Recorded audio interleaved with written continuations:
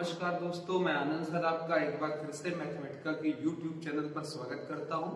मैंने अभी मुश्किल से एक दिनों पहले मैंने आपके लिए आव्यूह का प्रथम भाग अपलोड किया, जो आपके द्वारा काफी उसको आपकी लाइक्स मिल रही हैं। उसके लिए हम आपका तहे दिल से आभार प्रकट करते हैं। आज हम इसका अगला भाग यानी कि आव्यूह भाग 2 लेकर आए हैं, जिसमें हम आव्यूह के प्रकार, उसके जोड़ और घटाव के बारे में चर्चाएं करेंगे। तो आइए शुरुआत करते हैं इस टॉपिक की। और सबसे पहले मैं थोड़ा सा दोहराऊंगा, मैं यहाँ पर देखिएगा दोनों मोडों में चीजों को बताऊंगा, क्योंकि इसमें बहुत सारे ऐसे दोस्त भी हैं जो हमारे इंग्लिश मीडियम या हिंदी मीडियम किसी भी मीडियम से बिलोंग करते हैं, तो कि उनको यूज तो एनसीईआरटी ही करनी है और आगे चलकर आपको इंग्लिश जानना भी बड़ा जरूरी हो जाता है मित्रों, जब हम बीटेक वगैरह की पढ़ाई करते हैं। तो इसलिए शुरुआत करते हैं इस चैप्टर की। हमने पिछले क्लास में बात किया था कि आव्यूह यानी कि मैट्रिसेस जो है वो किसी भी अंकों को एक आयताकार ढांचे में रखने का सिस्टम है।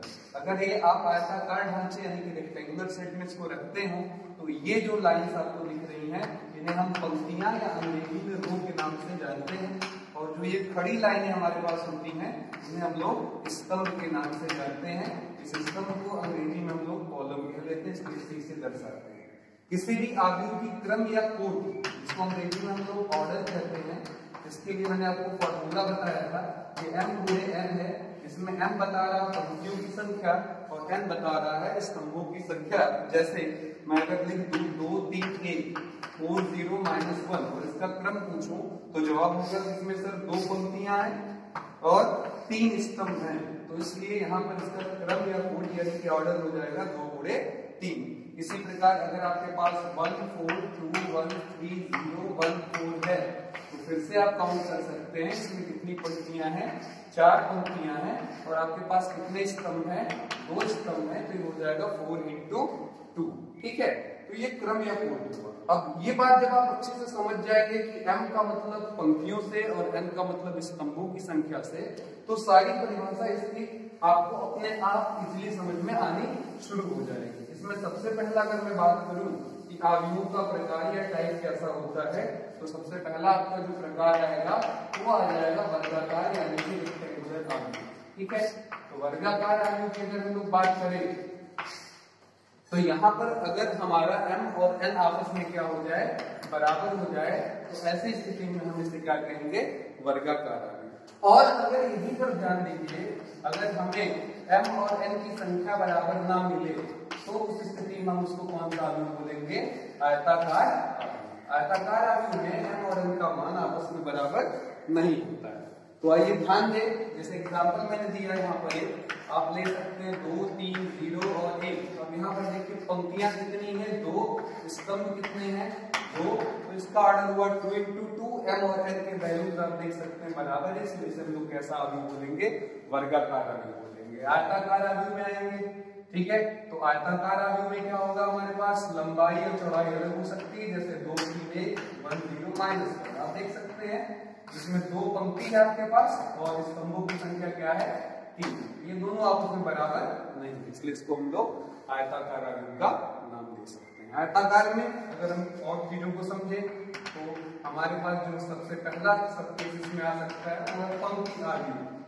पंक्ति आव्यूह ऐसे आव्यूह होते हैं जिनमें पंक्तियों की संख्या यानी कि n की वैल्यू बिल्कुल फिक्स हो, कितने के बराबर, 1 के बराबर। यानी कि हमारा अगर पंक्ति की संख्या ना बदले, हमेशा स्थायी रहे, 1 के बराबर रहे, तो ऐसा आव्यूह क्या कहलाता, हमारा पंक्ति आव्यूह कहलाता है। जैसे एग्जांपल आपके सामने है 1 2 1। इसमें देखिए एक पंक्ति है केवल, जबकि स्तंभ कितने हमारे पास है, 3। इसी प्रकार दूसरा सवाल हमारा बनता है या दूसरा टाइप जो बनता है वो है स्तंभ यानी कि कॉलम आव्यूह यानी कि मैट्रिसेस। इसको हम कॉलम मैट्रिसेस बोलते हैं और इस केस में n की जो वैल्यू होती है वो 1 के बराबर हो जाती है, यानी कि अब स्तंभों की संख्या 1 हो गई। यहाँ पर आप देख सकते हैं 1 2 3। अब यहाँ देखिएगा, अगर आपके पास मैं पूछूं कितनी पंक्तियां हैं तो जवाब है 3 पंक्तियां सर, और स्तंभ कितना है तो जवाब होगा सर केवल 1 स्तंभ है, यानी कि स्तंभों की संख्या कितनी हो गई है, 1। इसीलिए ऐसे आव्यूह को लोग क्या बोलते हैं,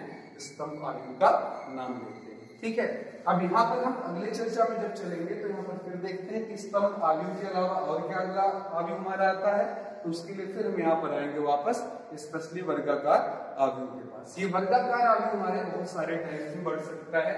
उसमें सबसे पहला जो सबसे इंपॉर्टेंट चीज है विकर्ण आव्यूह। और विकर्ण आव्यूह समझने से पहले मेरे मित्रों थोड़ा सा आप यहाँ ध्यान दें, सामान्य में केस में अगर हम कोई वर्ग ले लें, हम इधर से मिलाएं इसको या इधर से मिलाएं, इसको हम डायगोनल या विकर्ण बोलते हैं। ध्यान दीजिएगा, इसको हम लोग क्या बोलते हैं, डायगोनल या विकर्ण का नाम देते हैं।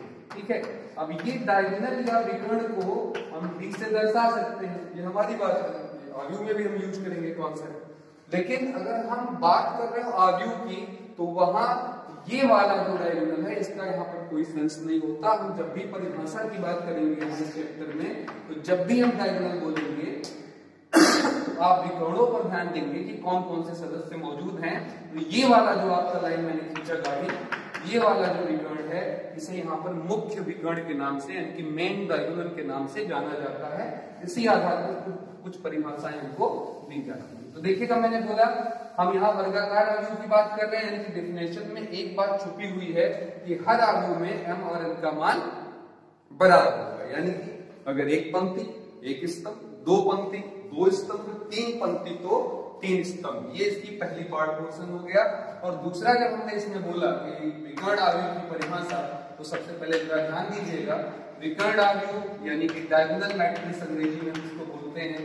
और इसके लिए हमारा थोड़ा ध्यान देने वाली चीज ये है कि डायगोनल मैट्रिक्स के मामले में हम ये देख सकते हैं कि आगे हमारे पास जो है ये जो मेन डायगोनल है यहाँ पर सदस्य मौजूद होंगे, जबकि अन्य शेष जगह शून्य हमको दिखाई देगा। जैसे मैंने यहाँ 1 2 लिखकर यहाँ पर 0 0 लगा दिया, आप देख सकते हैं दो पंक्ति दो स्तंभ है, मुख्य डायगोनल शून्य नहीं है, बाकी जगह शून्य, इसलिए हम क्या बोलेंगे, विकर्ण आव्यूह। इसी प्रकार 2 0 0 0 -1 0 0 0 1 यही लगा दिया मैंने। तो आप देख सकते हैं कि सर यहाँ पर हमारे पास 1 2 3 तीन पंक्ति और तीन स्तंभ है, जबकि विकर्णों पर अशून्य आव्यूह मौजूद है। तो इसलिए हम इसको फिर क्या नाम दे सकते हैं, विकर्ण आव्यूह का नाम दे सकते हैं। ठीक है, अब इसके आगे बढ़े मित्रों और यहाँ पर और अगली चर्चा करते हैं। ऐसे ही मिलते जुलते दो आव्यूह हमें और पढ़ने जो कंफ्यूजन क्रिएट करते हैं। अब ध्यान दीजिए, विकर्ण आव्यूह ने कभी हमसे ये नहीं कहा कि यहाँ पर कैसे अंक होंगे। वो कहता है यहाँ के अंक समान भी हो सकते हैं, असमान भी हो सकते हैं। ठीक है, इसकी गारंटी है, लेकिन हाँ ये है कि यहाँ पर शून्य ना हो, तो फिर हम इसे विकर्ण आव्यूह कहेंगे। यहाँ पर अगर हम इसे काटे तो दो सब टाइटल में हम इसको तोड़ सकते हैं। एक अदिश आव्यूह जो कि कहता है विकर्ण पर सदस्य होंगे और वो होने के साथ साथ खासियत ये रखेंगे कि उनका अंक भी जो होगा वो समान होगा। जैसे मैंने यहाँ लिखा k0 0 के या k0 0 0 k 0 या 0 0 k। यहाँ पर कहने का सेंस है कि हर बार आपका जो अंक है वो सेम है, यानी कि हम 2 0 0 0 2 0 0 0 2 कह सकते हैं। तो यहाँ पर सबसे मुख्य बात यह है, प्रमुख बात, कि ऐसा विकर्ण आव्यूह जिसके मुख्य डायगोनल के अंक जो है वो सेम हो। ठीक है, और जब यही स्पेशली 1 हो जाएगा, यानी कि ये अंक हर बार सदैव 1 हो जाएगा, तो हम वहां पर एक नया आव्यूह तैयार करेंगे जिसे हम किस नाम से जानते हैं, इकाई आव्यूह। अदिश आव्यूह को हम इंग्लिश में स्केलर मैट्रिक्स बोलते हैं। इकाई आव्यूह जिसे अंग्रेजी में हम बोलते हैं आइडेंटिटी मैट्रिक्स। इसे अच्छे से याद कर लें, ये हमारे पूरे चैप्टर की पढ़ाई के दौरान तो बहुत काम में आने वाला है, तो थोड़ा ध्यान दीजिएगा। ये हमारा आइडेंटिटी मैट्रिक्स, इसे किससे दर्शाते हैं, आई से। और डिफिनेशन मैंने बहुत क्लियर कर दिया है, यहाँ पर अंकों का जो मान है वो फिक्स हो जाएगा, यानी कि 1 0 0 1 या फिर 1 0 0 0 1 0 0 0 1। अब कुछ राइटर यहाँ पर इसको जो है I2 से भी दर्शा लेते हैं। I लिखकर नीचे 2, ये 2 बताता है उसमें दो कोटि है। दो कोटि कहने का मतलब दो पंक्ति है और दो स्तंभ है। इसी प्रकार इसको I3 से दर्शा लेते हैं, जिसका मतलब होता है इसमें 3 पंक्तियां हैं और 3 ही स्तंभ है। तो इस तरीके से भी दर्शा सकते हैं और प्लेन I भी लिख सकते हैं। यहाँ पर मैं थोड़ा वापस आऊंगा। यहाँ कई बार इसको संकेत ऐसे लिख दिया जाता है DAIG 1, 2। इसका सेंस हुआ कि डायगोनल पर 1 2 है, बाकी जगह पर क्या है, 0।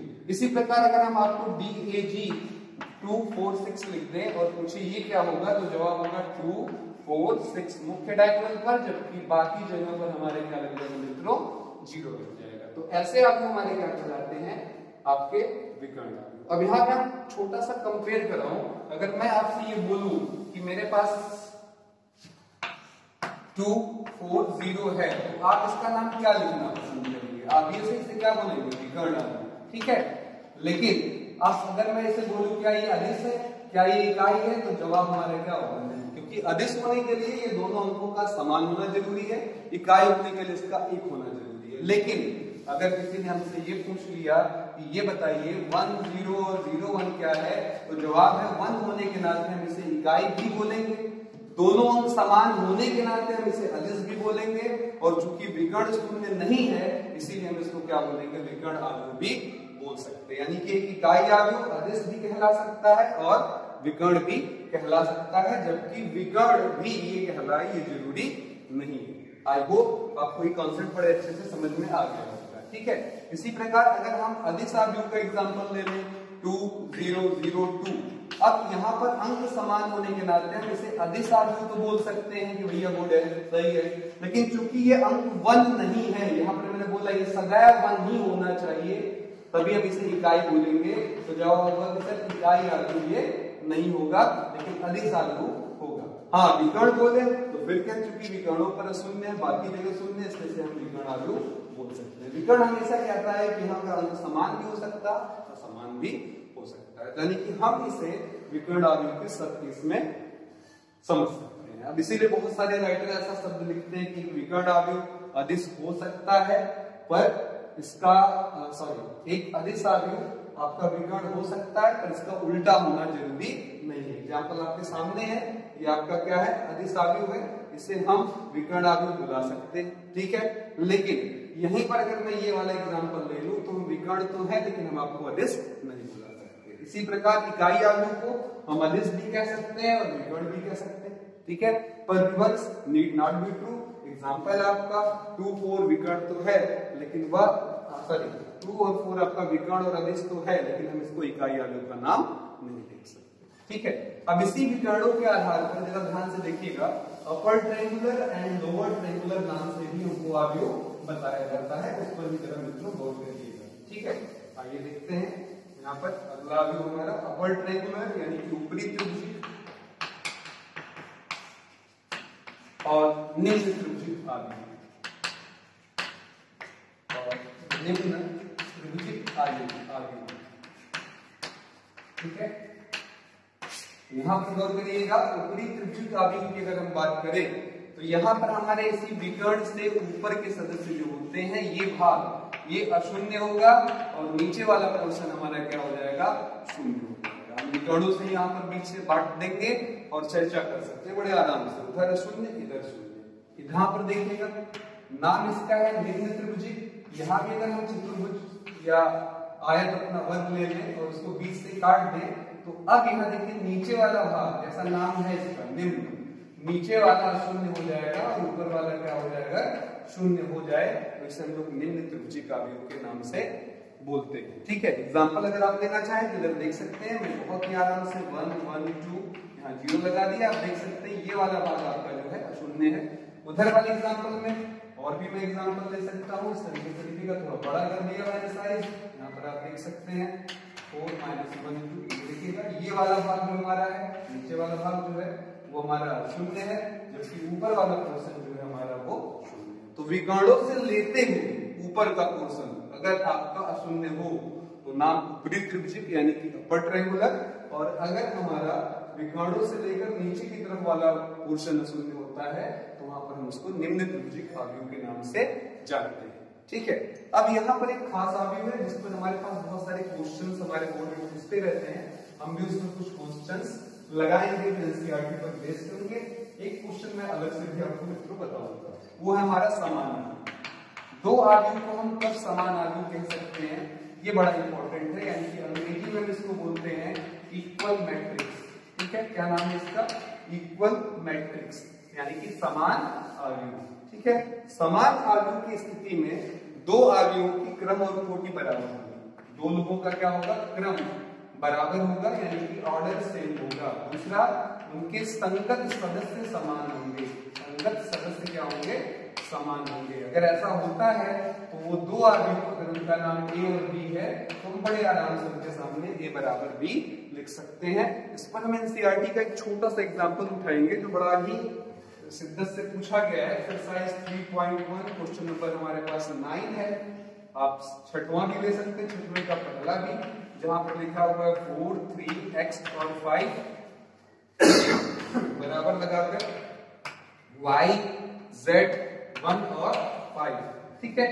और इसी तरीके से एक क्वेश्चन और भी आपका इसी पर सेम बेस्ड हो जाएगा, क्वेश्चन नंबर 9, जो आप प्रैक्टिस कर सकते हैं खुद से। यहाँ आइए कंपेयर करते हैं। पहले ध्यान दीजिएगा, यहाँ बराबर लगा है इसलिए आप देख सकते हैं यहाँ दो पंक्तियां और दो ही स्तंभ है। उधर भी देख सकते हैं यहाँ दो पंक्तियां और दो ही क्या है, स्तंभ है। तो इसलिए ये दोनों आपस में समान आवे हुए। और अगर हम इनका कंपेयर कराएं सीधे सीधे देखिएगा, बिल्कुल, क्योंकि मैंने लिखा संगत, यानी कि सामने पढ़ने वाले सदस्य समान है। तो 4 बराबर y, 3 बराबर z, x बराबर 1 और 5 बराबर 5। इस तरीके से आपको आराम से आंसर प्राप्त हो जाएगा कि x की वैल्यू 1 है, y की 4 है और z की 3। तो आई होप मित्रों ये आराम से आपको समझ में आ गया होगा।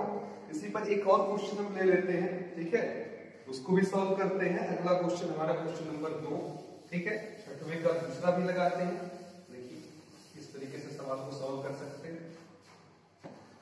सेकंड, ये 2008 में हमारे बोर्ड में पूछा गया भी सवाल है, काफी अच्छा क्वेश्चन है। एक्स वाई जेड की वैल्यू बतानी है आपको और इस तरीके से मान आपको दिया होगा। 2018 में पूछा गया सवाल है, काफी बढ़िया क्वेश्चन।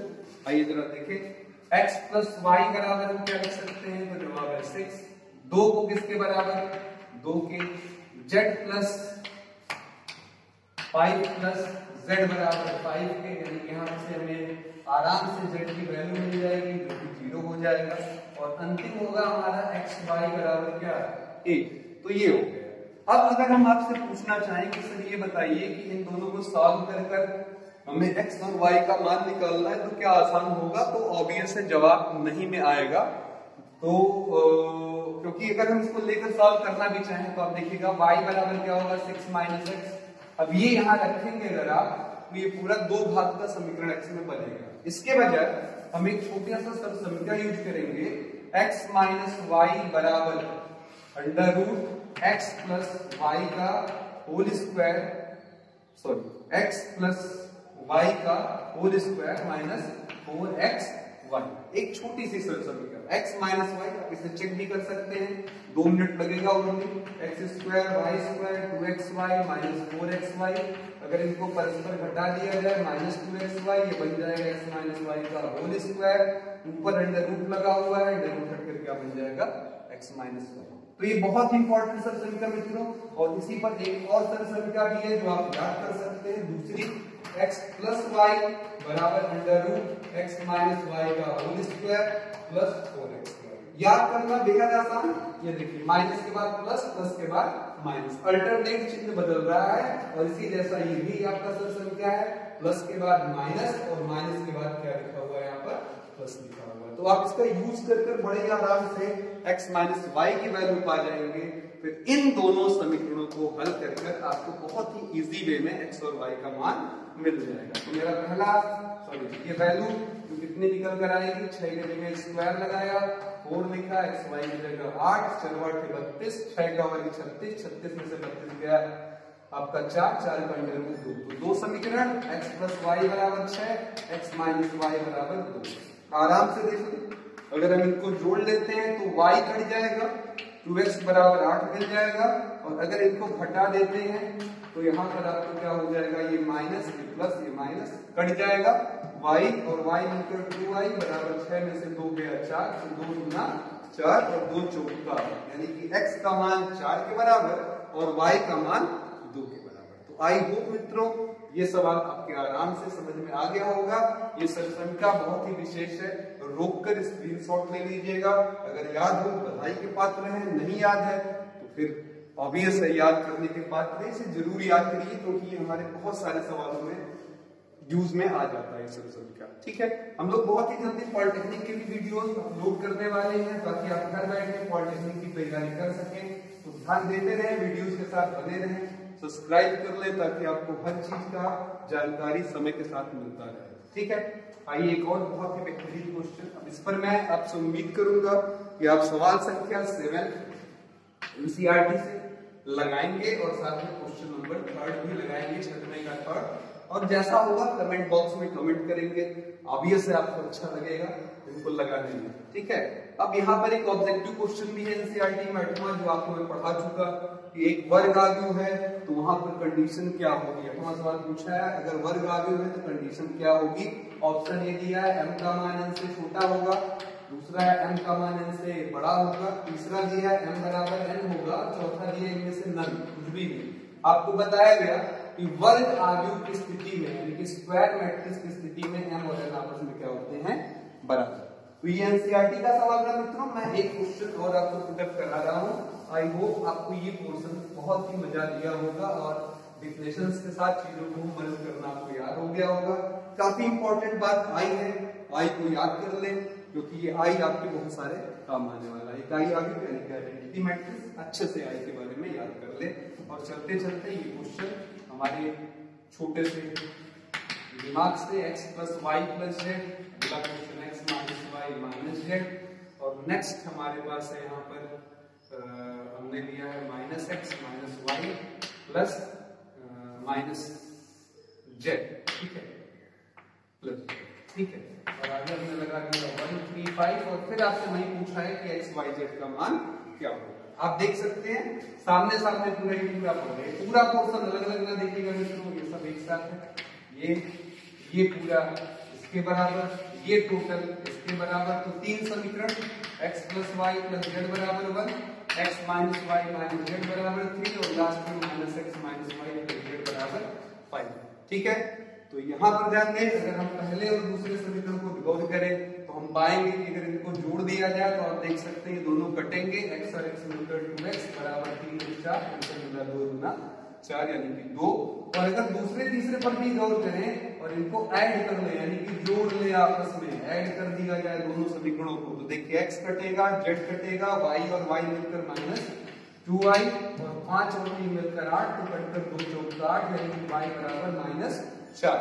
अब ये मान मन करे तो किसी समीकरण में उठा कर पहले में, दूसरे में या तीसरे में, और या मन करे पहले और तीसरे को भी ऐड कर लीजिए। तो जरा ध्यान से देखिए, यहाँ x कट जाएगा, यहाँ y कट जाएगा और क्या बचेगा यहाँ पर z और z मिलकर 2z और 5 और 1 मिलकर हो जाएगा आपका 6, तो काटने पर 2 × 3 = 6। तो यहाँ पे मिला आपको z बराबर 2, x बराबर 2, y बराबर -4 और z बराबर 3, ये इसके आंसर है। तो आई होप आपको आव्यूह के प्रकार और आव्यूह की समानता पर आधारित ये प्रश्न जो आज हम लोगों ने लगाए हैं वो आपको समझ में आ गया होगा मित्रों। आज हमने जोड़ और घटाने की संक्रिया नहीं कर पाए, इसके लिए हम खेद व्यक्त करते हैं। अगले क्लास में हम इसको आगे बढ़ाएंगे क्योंकि बहुत ज्यादा वीडियो इस साइज की बढ़ाने पर हमारे लिए अपलोडिंग सिस्टम में भी प्रॉब्लम आती है, इसीलिए हम अगले पार्ट में एक अगला खेल यानी कि जोड़ना और घटाना आव्यूह का वो आपके लिए लेकर आ रहे हैं और लगातार हम आप तक पहुंचेंगे।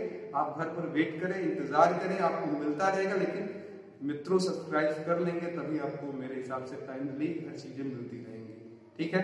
धन्यवाद।